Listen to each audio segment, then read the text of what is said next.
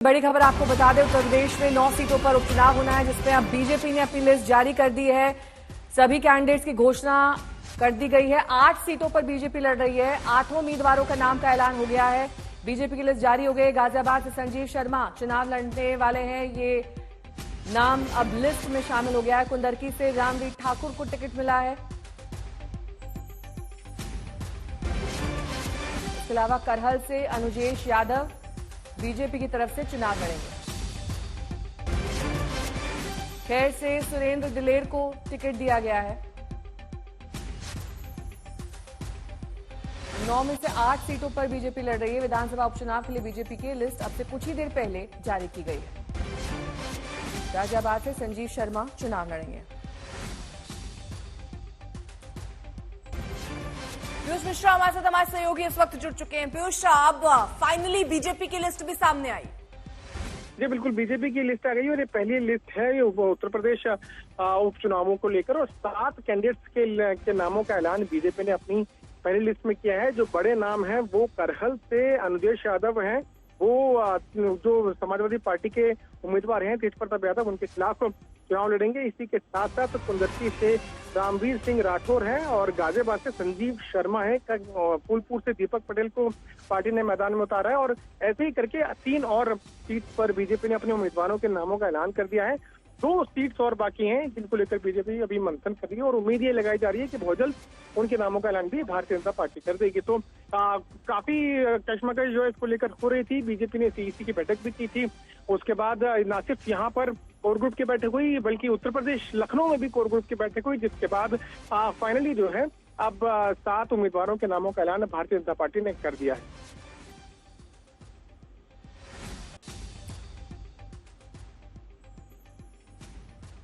तो 8 उम्मीदवारों के जो नाम का ऐलान हुआ है, ये निर्विरोध है या फिर किसी सीट को लेकर अभी डिस्प्यूट बना हुआ है?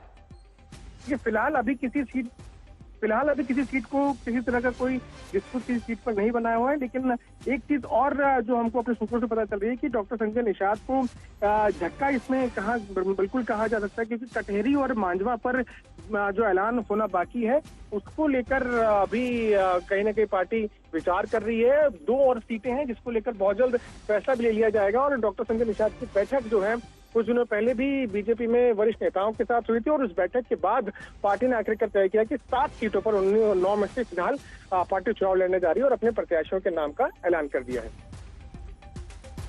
एक बार तस्वीर साफ कीजिएगा। 7 सीटों पर ही उम्मीदवार अभी तक घोषित किए हैं बीजेपी में। ये लिस्ट भी देखिए सामने आ चुकी है, और इसमें अगर आप देखें 8 सीटों पर वो चुनाव लड़ रही है, लेकिन 7 सीटों पर उम्मीदवार घोषित किए गए हैं। कुल 9 सीट हैं जिनमें उपचुनाव होने हैं, लेकिन बीजेपी 8 सीटों पर लड़ रही है। उसमें से 7 उम्मीदवारों के नाम के ऐलान है। पीयूष, एक उम्मीदवार बाकी है या ये लिस्ट फाइनल है?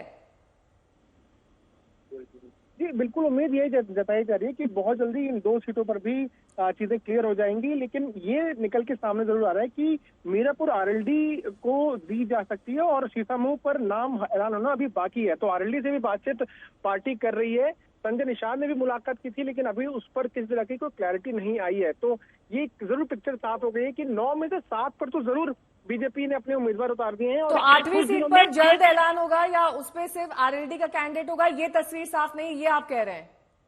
जी नहीं, आरएलडी का कैंडिडेट होगा। ये सूत्रों ने हमें बताया है कि मीरापुर से आरएलडी का कैंडिडेट होगा, और जो बाकी एक और सीटें शीशामऊ उस पर अभी ऐलान होना बाकी है। और निषाद पार्टी को लेकर क्या अपडेट? जी, निषाद पार्टी से अभी बातचीत चल रही है। उसने ये भी बताया है कि जिस तरह की कोई सीट अभी उनको देने की बात निकल के जरूर सामने नहीं आई है। संजय निषाद ने जरूर उनसे सीट मांगी थी कि वो बायपोल में हिस्सा लेना चाहते हैं और चुनाव लड़ना चाहते हैं, लेकिन अभी तक कहीं कोई क्लैरिटी नहीं है। कटहरी और मांझवा पर प्रत्याशी जो है वो घोषित कर दिए गए हैं बीजेपी के द्वारा, जो कहीं ना कहीं संजय निषाद तो ये 2 ही सीट तो वो मांग रहे थे, इन दोनों पे अब बीजेपी ने अपने कैंडिडेट उतार दिए। इसका मतलब ये है कि जो मांग थी उसको नहीं मानी गई है? जी बिल्कुल, उनकी मांग को नहीं माना गया, और इसीलिए उनकी मुलाकात भी हुई थी। की चीज को लेकर वो बीजेपी के शीर्ष नेताओं से मिले भी थे, और मांग को जब नहीं माना गया तो कहीं ना कहीं ये समझ में आ रहा है कि संजय निषाद को ये बहुत बड़ा झटका है। संजय निषाद और परवीन निषाद दोनों की मुलाकात सुनील बंसल से भारतीय जनता पार्टी के दफ्तर में हुई थी। और अब जो है कहीं ना कहीं क्लैरिटी निकल के सामने आ रही है कि संजय निषाद फिलहाल किसी सीट पर चुनाव नहीं लड़ने जा रहे हैं। सीतामढ़ी सीट है जहां पर बीजेपी को अपने प्रत्याशी का ऐलान करना है, और जो बाकी सीट है उस पर संभवतः आरएलडी के कैंडिडेट को आरएलडी के कैंडिडेट जो है वो उतारा जा सकता है। कुमार अभिषेक हमारे साथ जुड़ गए हैं तमाम जानकारी के साथ।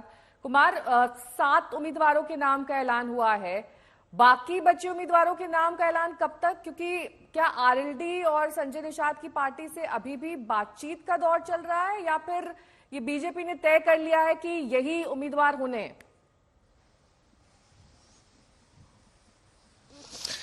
नहीं, मुझे लग रहा है कि बीजेपी की सिर्फ एक सीट बची है, क्योंकि एक आरएलडी को मीरापुर उन्होंने दे दिया है। तो कुनरकी, गाजियाबाद, खैर, करहल, फूलपुर, कटेहरी और मझवा। तो मझवा और कटेहरी ये 2 ऐसी सीट है जिस पर संजय निषाद का दावा था, और दोनों सीटों का बीजेपी ने ऐलान कर दिया है।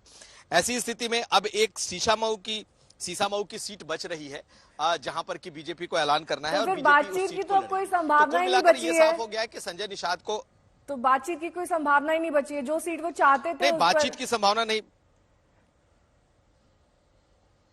बिल्कुल। लेकिन कल संजय निषाद ने ये साफ कर दिया था कि उनकी बातचीत हुई है, और अब वो आरक्षण की बात को आगे बढ़ाएंगे। जो एनडीए तय करेगा उसके साथ वो जाएंगे। तो आखिर उनकी क्या डील हुई है बीजेपी के साथ, ये वो बताएंगे, मुझे लगता है। लेकिन ये बात साफ हो गई कि अब जिस तरीके से कांग्रेस और सपा में अकेले सपा लड़ रही है, कुछ उसी तरीके से एनडीए की तरफ से भी अकेले ही बीजेपी लड़ रही है। सिर्फ एक मीरापुर की सीट, जो कि जीती हुई सीट थी आरएलडी की, वो उन्होंने उनके लिए छोड़ दिया है। लेकिन अगर आप इस सीट को पहले ये भी संभावना दिख रही थी कि निषाद पार्टी के 2 कैंडिडेट जो मझवा और कटेहरी सीट से होंगे, लेकिन वो बीजेपी के सिंबल पर लड़ेंगे।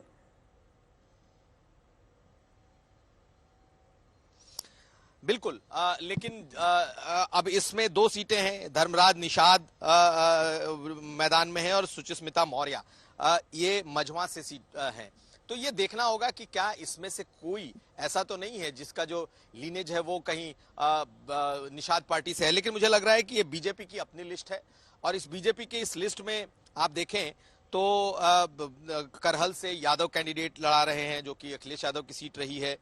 दीपक पटेल जो कि कुर्मी बिरादरी से हैं, उन्हें लड़ा रहे हैं। फूलपुर जो बीजेपी ने लगभग तय कर रखा था कि उसी बिरादरी से लड़ाएंगे। निषाद और मौर्य।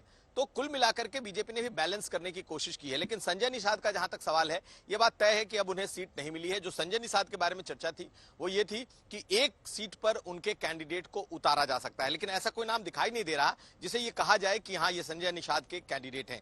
दूसरा जो एक और चर्चा थी वो थी मझवा से, जहां से कहा जा रहा था कि बीजेपी अपना कैंडिडेट उतारेगी, लेकिन वो संजय निषाद का उम्मीदवार होगा। लेकिन वो भी इसमें जिसके नाम की चर्चा थी वो उसमें दिखाई नहीं दे रहा। तो कुल मिलाकर के बीजेपी ने भी लगभग अपनी स्थिति क्लियर कर दी है। सिर्फ नसीम सोलंकी जो हैं, जो इरफान सोलंकी की पत्नी है, जिनका कैंडिडेचर इसलिए कैंसिल हुआ क्योंकि उन्हें सजा हुई थी इरफान सोलंकी को। बीजेपी अब वहां किससे उतारती है इस पर नजर रहेगी। लेकिन अब साफ हो गया, आमने सामने की लड़ाई बिल्कुल साफ हो गई। कांग्रेस मैदान में नहीं है, संजय निषाद मैदान में नहीं होंगे। अब बीजेपी और समाजवादी पार्टी की सीधी सीधी लड़ाई दिखाई देगी।